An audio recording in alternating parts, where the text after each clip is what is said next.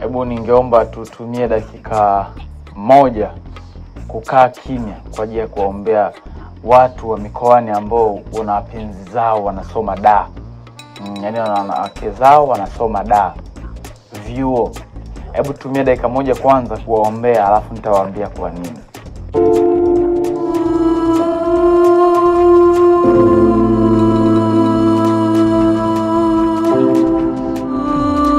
Hivi wewe mtu wa mkoani ambaye una mpenzi wako da, bado unanoto naye yaani kwamba mtadumu? Mnaiona future atamaliza masomo yake atarudi endelee na wewe? Nikukumbushe tu watu wanaopatikana da.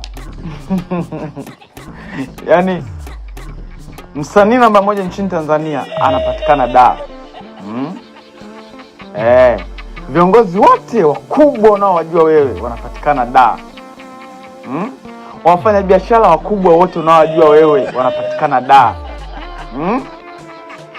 Hata mimi nipo da. Hata mimi nipo da.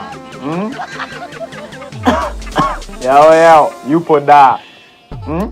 Timu zote za mipira ambazo nyinyi mnazishabikia matamani kuziona live zipo da.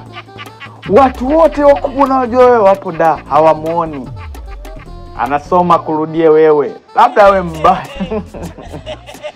Hawamuoni, si ndio?